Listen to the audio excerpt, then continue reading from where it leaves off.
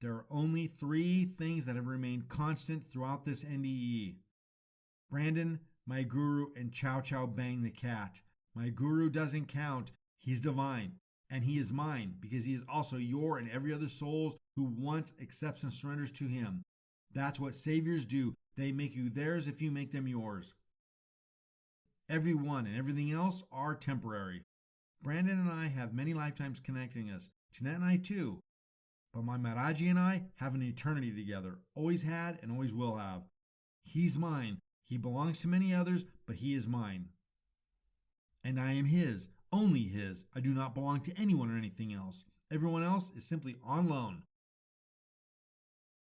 Jeanette is gone. The guys I played tennis with are gone. The 20 to 40 other girlfriends and lovers from my past are not around. Every couple months, there's a new front desk clerk at the tennis club I play at. Neighbors, mail carriers, aunts and uncles, and even sons and daughters are never permanent.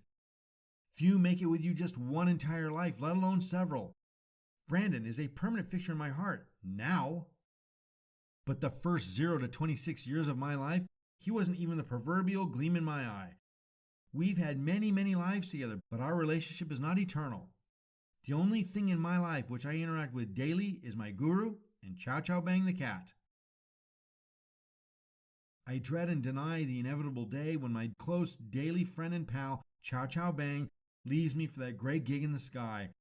That's the real reason I never wanted a pet, to avoid the inevitable heartache of losing someone who exemplifies innocence, humility, and comfort. I like animals because I've never had innocence of my own. I was full of shit at birth. I get to at least be near innocence when they're around. It took a while to firmly conclude, hoping he goes before I do.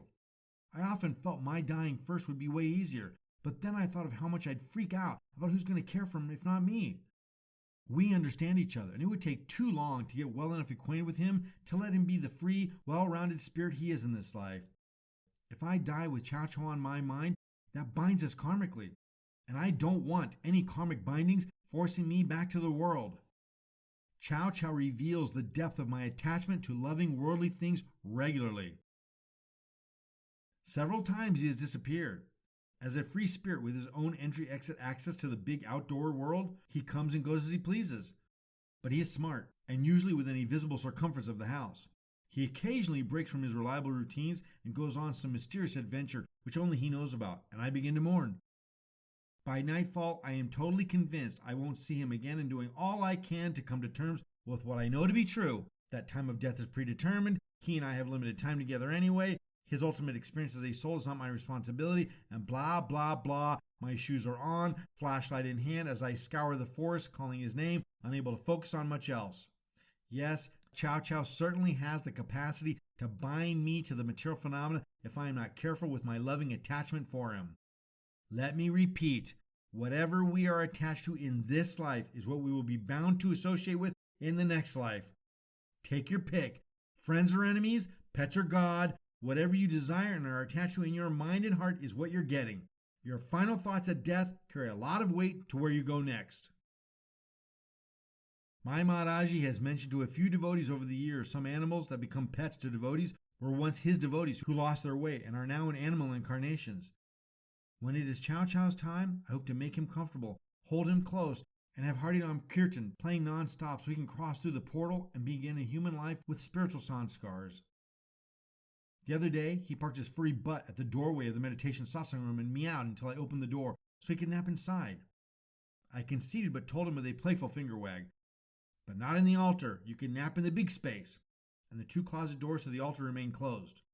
I came back by in 5 minutes, and lo and behold, he had opened the altar doors and snoozed inside the altar to be with Radha Krishna and Maharaji.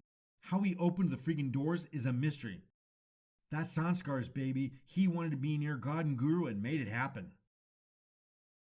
God and Guru have been laying waste to each and every attachment I had, which may give me a clean slate to die with no attachments.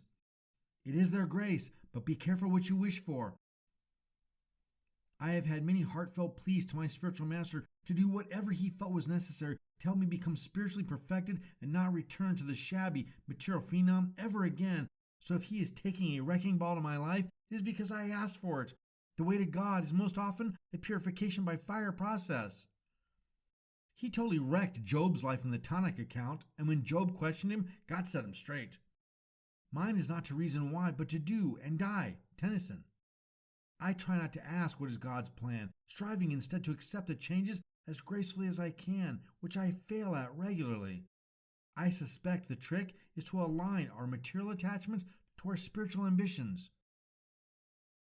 All attachments are bad for spiritual progress, which is why Abraham followed God's order to sacrifice Isaac on Mount Moriah, which he tearfully proceeded to comply with. But can some material attachments and relationships align with our spiritual progress and not be sacrificed? Yes, of course I'm attached to Brandon, but he and I entered this life with an understanding it could be the last one, and he'll never stand in my way of exiting samsara. I will have given him all I have, and I have shown by example the way out of samsara, and our karmic account will be balanced. And he has inspired me to be a good man, and so has Jeanette. Before them, I was a criminal dope fiend, but look at me now. Chow-Chow and I don't owe each other anything. Unless I am struck by lightning, my nearly supernatural health should provide me with a long while after he leaves to get closure over missing him and have nothing but gratitude for his company. I have done what I can to provide him with spiritual association.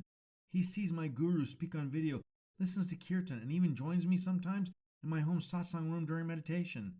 He's a cat training and preparing for his upcoming human life and developing spiritual sanskars. He's not a kitty having a spiritual experience. He's a spirit having a kitty experience. I share this because I hope you will keep in mind that during this entire saga you are hearing on this tale, Chow-Chow is present in my life. All the dark and light, the miracles and the tribulations, he's in the background.